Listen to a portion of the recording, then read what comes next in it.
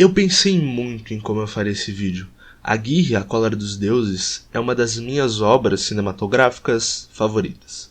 Então, meu processo para fazer esse vídeo foi tanto de buscar a melhor maneira de falar o que eu penso sobre o filme, ao mesmo tempo que eu não tento limitar ele.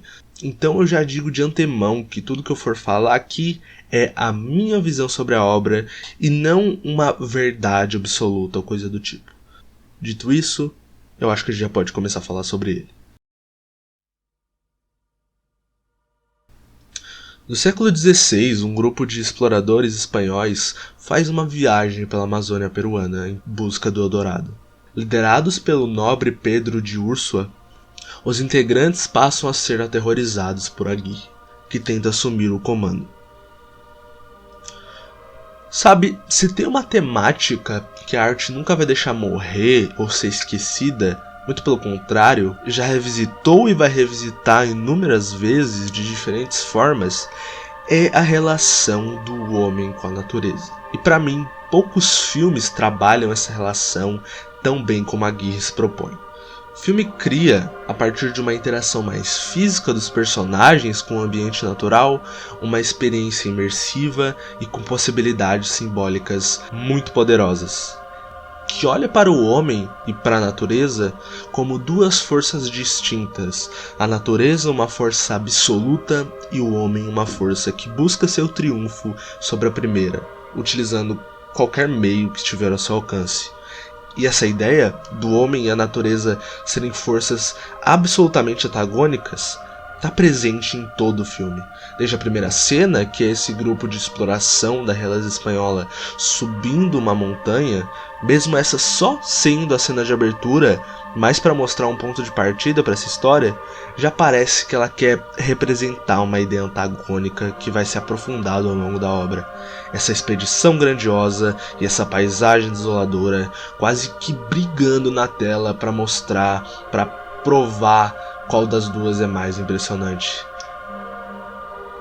Mas sem dúvidas, o que mais reforça essa ideia antagônica em toda a narrativa é algo que eu mesmo nomeei de o contraste entre a teatralidade dos homens e a brutalidade da natureza. Calma, eu vou explicar. Quando eu digo teatralidade dos homens, falo tanto das interpretações e figurinos que parecem propositalmente muito caricatos teatrais, para justamente trazer um contraste desses personagens para com o ambiente, mas eu também utilizo esse termo para falar de uma certa artificialidade que é evidenciada quando esses mesmos personagens tentam aplicar as suas convenções sociais, seus hábitos e tradições culturais nesse ambiente, que se mostra totalmente hostil a isso.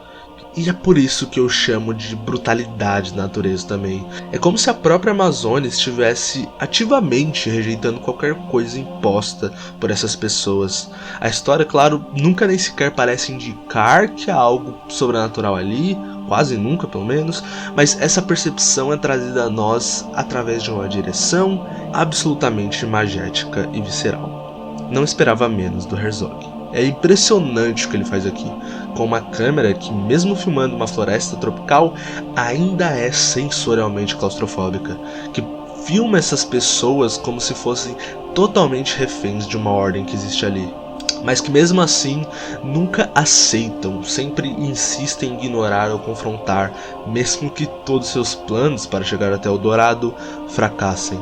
Quando eu digo todos, é todos mesmo, desde atolar na lama por estar andando a cavalo, a atravessar o rio com uma jangada. Cada escolha que eles tomam parece levá-los à sua própria ruína. Mas uma coisa que eu acho que tem que ficar claro é que o Herzog não retrata essas pessoas como seres inofensivos. Esses personagens são sim uma ameaça para a Amazônia, e principalmente para os nativos que existem ali. Existem várias cenas que enfatizam isso, algumas até bem gráficas. Eles não são inofensivos, e sim inúteis. E é importante deixar isso bem claro, porque eu acredito, ou melhor, eu sinto que entendendo isso, a gente consegue também entender melhor a forma como o próprio Herzog pensa a Amazônia, essa direção e decupagem magética que eu citei antes vem muito do reconhecimento que ele tem, que o próprio diretor tem, das forças dessas imagens. O rio, a floresta, se mostram tão imponentes e aparentam ter uma força tão internalizada e incompreensível para esses homens, que faz a crença e os atos deles se esvaziarem de sentido. Tem até uma subtrama envolvendo um padre que simboliza bastante isso. Ele, como símbolo de fé e da crença em Deus, a crença no que é divino, e com pessoas à sua volta pedindo por socorro, e mesmo assim ele é de longe um dos personagens mais disfuncionais e inúteis ali. Tão inútil que parece só seguir o fluxo desses desastres que vão acontecendo com a expedição. Mas quem de verdade representa esse lado mais teatral e artificial dos homens é o personagem que dá nome ao filme. Eu pensei muito se eu falaria da interpretação do Klaus Kinski de forma isolada, porque ele é sim muito importante na história, toma decisões, planeja um golpe, ele é sim muito ativo em tudo que acontece, mas ao mesmo tempo o personagem sempre parece estar em outro espectro. Em vários outros filmes, o Herzog, até com o próprio Klaus Kinski, cria personagens que são movidos por sua ambição, uma ambição que é até meio abstrata para nós inicialmente e para quem está à sua volta, mas que não poderia fazer mais sentido na cabeça do personagem, como se ele representasse uma máxima, quando um homem tem uma crença tão inabalável que ele é o escolhido, que ele encontrará Eldorado, que tenta, mesmo quando o fim é iminente, lutar contra a própria natureza. É até engraçado o quanto ele sempre tenta estabelecer uma ordem. Claro que isso não poderia ser mais inútil, mas mesmo assim ele continua. A alienação do personagem é tão grande que o torna incapaz de reconhecer sua própria fragilidade. A fragilidade de tudo que ele acredita ser concreto e que agora está sendo engolido por esse ecossistema. Essa dualidade de um homem que acabou de perder tudo, mas acredita que ainda é a ira dos deuses. Isso mostra o quão peculiar é o personagem, mas parece que também está tentando falar de algo maior. Como eu disse antes, essa relação do homem com a natureza é algo que a arte nunca vai deixar morrer, e talvez fazer a crença de Aguirre nunca morrer também simboliza a consciência do Herzog nisso, de saber que isso é um ciclo de alguma forma e de saber que esses momentos ainda vão voltar.